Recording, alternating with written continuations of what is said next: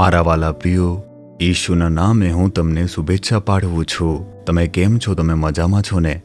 હું પણ મજામાં છું. મારો પરિવાર અને મારું જીવન સારી રીતે ચાલી રહ્યું છે. પરંતુ કોઈ પણ સંબંધ કે કારણ વગર અમારા જે પડોશી છે વિરુદ્ધ વાતો કરે છે. મેં ક્યારેય મારા સહકર્મીઓ વિરુદ્ધ કંઈ પણ કર્યું નથી, છતાં તેઓ કારણ વગર વિરુદ્ધ બોલે છે અને મને પરેશાન કરી રહ્યા છે. અમે શાંતિથી અમારા કામમાં મગ્ન રહીએ છીએ, પરંતુ તેઓ અમારી વિરુદ્ધમાં કામ કરી રહ્યા છે અને લોકોને ઉશ્કેરી રહ્યા છે. તેઓ શા માટે અમને ધિક્કારી રહ્યા છે? જેઓ અમને ધિક્કારે છે તેની સંખ્યા વધી છે. અમારું સારું જીવન તેમને ગમતું નથી. આવી મુશ્કેલ પરિસ્થિતિમાં તમે આવી ગયા છો, આવી રીતે વિચારી રહ્યા છો. એ વાત સાચી છે કે આ દુનિયાની અંદર દુષ્ટ હૃદયના લોકો આ વસી રહ્યા છે.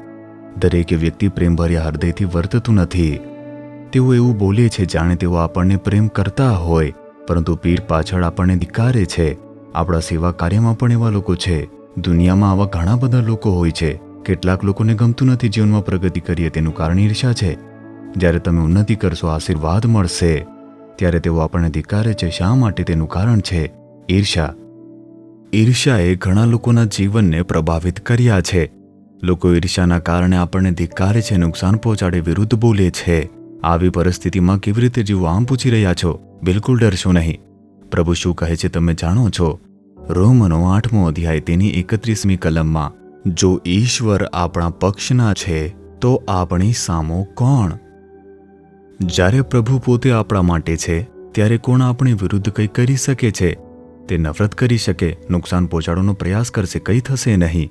પ્રભુ કહે છે તમારી વિરુદ્ધ કોણ હોઈ શકે છે? તે ઉચ્ચ હોદ્દો ધરાવતો મોટો શોટ હોઈ શકે છે, તે સમૃદ્ધ હોઈ શકે છે, શક્તિશાળી હોઈ શકે છે, પણ તેની યુક્તિ તમારા પર કામ કરશે નહીં, કારણ કે તમારી સાથે જે છે તે મહાન છે. તે બ્રહ્માંડના સર્જનહાર છે. આ વિશ્વાસ જ મને મજબૂત રહેવા માટે પ્રોત્સાહિત અને સક્ષમ બનાવે છે. મારા જીવનની સફરમાં ઘણા દુશ્મનો આવ્યા. હું ફક્ત કોઈને પણ ધિક્કારતો નથી. તેમના માટે હું પ્રાર્થના કરું છું અને તેમનાથી બચવા માટે હું મારા જીવનની અંદર ઘણી કાળજી રાખું છું. પરંતુ જો અન્ય લોકો મને ધિક્કારતા હોય તો તેઓ મારું કંઈ પણ બગાડી શકતા નથી, કેમ કે ઈસુ ખ્રિસ્ત મારી સાથે છે. પરમેશ્વર આપણી સાથે છે, તેમાં વિશ્વાસ કરો. જ્યારે પ્રભુ તમારી સાથે હોય ત્યારે જે તમારી વિરુદ્ધ છે તેઓ તમારી વિરુદ્ધ વાત કરી શકે છે, ધિક્કારી શકે છે, પરંતુ નુકસાન થશે નહીં.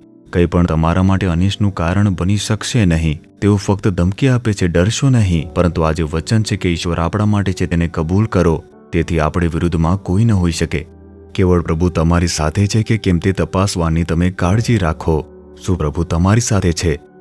શું તમે પરમેશ્વરને તમારી બાજુમાં રાખ્યા છે? શું તમે તેમનો હાથ પકડીને ચાલી રહ્યા છો? શું તમે પ્રાર્થના કરો છો, બાઇબલ વાંચો છો, પ્રભુને ખુશ કરવા માટે પ્રતિબદ્ધ છો? આ બાબતો પર ધ્યાન રાખો. પ્રભુ બાકીનું બધું ધ્યાન રાખશે.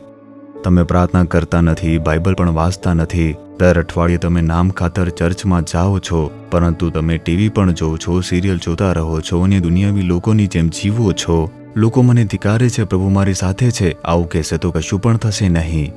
પ્રભુ ખરેખર તમારી સાથે હોવા જોઈએ. કેવળ તે તમારી સાથે છે કે તે તપાસો. જ્યારે તેમને ખુશ કરીને જીવશો ત્યારે જ તે સાથે રહેશે. ત્યારે જ તમે હિંમતથી કહો કે પરમેશ્વર તે મારી સાથે છે. મારી વિરુદ્ધ કોણ હોઈ શકે છે આમ કહી શકો છો. વિચાર કરી જુઓ. તમારા જીવનને તમે ઠીક કરો, પ્રતિબદ્ધ કરો, દરરોજ પ્રાર્થના કરો, દરેક સમયે ઈસુ સાથે રહેવા માટે પોતાને પ્રતિબદ્ધ કરો. પછી તમને કોઈ ડર લાગશે નહીં, મુશ્કેલી રહેશે નહીં. ભલે ગમે તેટલા લોકો તમારી વિરુદ્ધમાં બોલતા રહે. તમે યુટ્યુબમાં ઘણા લોકોને મારી વિરુદ્ધ બોલતા જોઈ શકો છો. હું તે બધું જોતો નથી. ભાઈ લોકો આવીને મને કહેશે કે તે તમારી વિરુદ્ધ આમ બોલે છે, આવી રીતે બોલી રહ્યા છે. હું જોતો નથી.